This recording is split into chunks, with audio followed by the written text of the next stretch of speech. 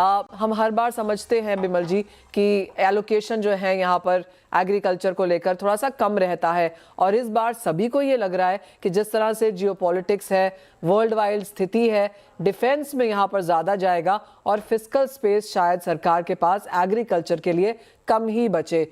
With in that आपको क्या लगता है एग्रीकल्चर इस बार क्या देख सकता है? धन्यवाद मनीषा जी, आपने शो पे आमंत्रित किया। देखिए, जो हमारे सामने अभी बजट पेश होने वाला है, हमारी सरकार से आशाएं काफ़ी कुछ है, क्योंकि सरकार जो है, आपने देखा पिछले बजट में पल्सेस मिशन उन्होंने अनाउंस किया था कि हम आत्मनिर्भरता की तरफ बढ़ना है हमें। और अगर आत्मनिर्भरता की तरफ बढ़ना है तो हमें उस पर थोड़ा खास कर स्पेशल ध्यान फोकस करना होगा। जैसे कि सरकार ने कहा कि हमें रिसर्च पे काफ़ी उस पर ध्यान देना है, रिसर्च पे काफ़ी इन्वेस्टमेंट करना होगा। सरकार ने बीच में, हालांकि पिछले साल जब बजट में उन्होंने 1000 करोड़ का एलोकेशन किया था, लेकिन बाद में अभी कुछ महीने पहले उन्होंने वो एलोकेशन को बढ़ा के लगभग 12,000 करोड़ रुपए का एलोकेशन किया। तो अगर सरकार जो आत्मनिर्भरता की तरफ जो बातें हैं, उसमें कुछ एक बातों पे ध्यान देना जरूरी है। जैसे कि एक तो हमारे जो सरकार ने रिसर्च का कदम जो मैंने अभी कहा वो उस पर बहुत ध्यान देना जरूरी है, ताकि हम क्लाइमेट रेजिलिएंट सीड्स हैं, हम जो हाई इल्डिंग सीड्स हैं। हमारे यहाँ इल्ड की सबसे बड़ी समस्या है, हमारे यहाँ इल्ड की सबसे बड़ी, आज अगर हम दुनिया का औसत देखें तो हमारे यहाँ दुनिया में सबसे कम औसत है इल्ड की। तो इसलिए हमें इल्ड को बढ़ाना बहुत जरूरी है। उसके लिए जो जो भी रिसर्च करना है, जो भी जैसे क्लाइमेट रेजिलिएंट सीड्स है, हाई इल्डिंग वेराइटी सीड्स हैं, इन पे रिसर्च करना जरूरी है, ताकि हम हमारा उत्पादन, जो हमारा पर हेक्टेयर जो उत्पादन है वो बढ़े। उससे दो फायदा होगा, एक तो हमारा उत्पादन बढ़ेगा, किसानों की जो इनकम है वो भी बढ़ेगी, और सरकार जो हमारा जो इंपोर्ट पे डिपेंडेंस है वो धीरे धीरे कम होते जाएगा। तो उससे उत्पादन बढ़ने से ये सबको इसमें लाभ होगा।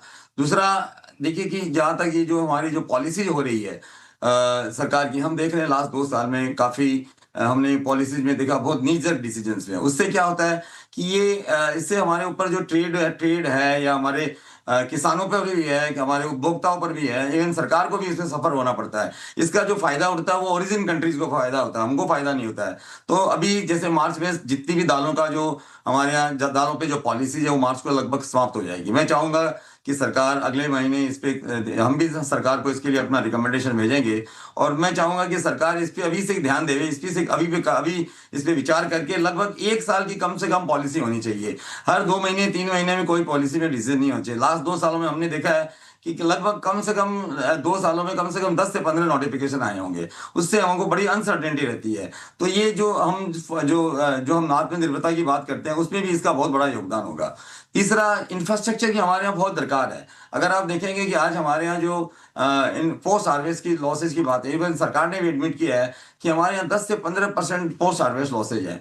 ये 10 से 15% की जब हम बात करते हैं तो हमारा जो उत्पादन है जो लगभग 26 मिलियन टन है, आप समझ देखिए लगभग 3 से 3.5 मिलियन टन जो है हमारा जो उत्पादन है वो पोस्ट हार्वेस्ट लॉसेज में चला जाता है। उसके लिए हमें अच्छे इंफ्रास्ट्रक्चर, मॉडर्न इंफ्रास्ट्रक्चर दरकार है, और उसमें मैं समझता हूँ कि प्राइवेट सेक्टर का योगदान बहुत जरूरी है। लेकिन उसके लिए सरकार को इंफ्रास्ट्रक्चर में इंसेंटिवाइज करना चाहिए। जैसे कि आपको मैं बताता हूँ, कोल्ड स्टोरेज की बहुत काफी जरूरत है, इसको सरकार को इंसेंटिवाइज करना चाहिए। हमारे यहाँ जो मॉडर्न वेयर हाउस सिस्टम है उसके लिए उसको उसको उसको बनाने की जरूरत है। हमारे यहाँ साइलोज, हमारे यहाँ देश में हमारे कोई सिस्टम नहीं है, जबकि आप दुनिया में देखें हर जगह साइलो में जो भी उत्पादन होता है उसको रखा जाता है। जो खासकर जो फील्ड में जो उत्पादन होता है वहां पर साइलो रहते हैं और वहीं से वो कैरी करते हैं। तो उसमें जो काफी सारे कॉस्ट की बचत होती है और लॉसेज भी कम होते हैं। तो सरकार पे इस पे ध्यान देना चाहिए। हम सरकार से इस पे मिलकर बात करके हम चाहते हैं कि इसके बारे कोई स्कीम बने।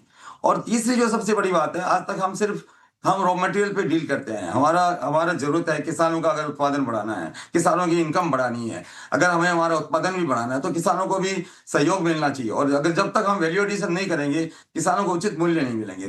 कि वैल्यू एडिशन के लिए मैं आपको बताऊं, जैसे दालों का ही जैसे पल्सेस के अंदर में प्रोटीन की जो मात्रा है वो काफी अच्छी है। अगर हम प्रोटीन की सेक्टर को अगर हम इसको बढ़ावा दें, आज दुनिया में प्रोटीन की बहुत सारी रिक्वायरमेंट है, बहुत सारे हमने देखा है फैसिलिटी हुई है। इंडिया में कोई भी एक आज प्रोटीन, प्लांट बेस्ड प्रोटीन की एक भी सिंगल फैसिलिटी इंडिया में बनाने की नहीं है। अगर सरकार इसको बढ़ावा दे और इस क्षेत्र के अंदर में उन्होंने इस क्षेत्र को बूस्ट करने के लिए वो नई नई स्कीम, कुछ अच्छे स्कीम्स लाए, उसके इंसेंटिवाइज करे, उसके लिए एक फंड एलोकेट करे, तो मैं समझता हूँ कि इसमें बहुत बड़ा फायदा होने वाला है। दाल मिल जो हमारे यहाँ दाल मिल है वो काफी पुरानी हो चुकी है। दाल मिल मॉडर्नाइजेशन फंड के हमने सरकार को लिखा भी था, हमने सरकार को आग्रह भी किया था। तो सरकार को दाल मिल मॉडर्नाइजेशन की तरफ ध्यान देना चाहिए। हमारे यहाँ अच्छे जो बड़ी दाल मिल है उनको उनको प्रोत्साहन देना चाहिए, ताकि हम उसके बड़े रूप में हम बना सकें, और उसका जो उत्पादन है वो भी अच्छा होगा, क्वालिटी भी अच्छी होगी, और हम उसको जो दुनिया में हिंदुस्तानी दालों की जो दाल की रिक्वायरमेंट है, तो अगर हमारी अच्छी क्वालिटी होगी तो वो रिक्वायरमेंट बढ़ेगी, हमारे यहाँ से एक्सपोर्ट भी बढ़ेगा।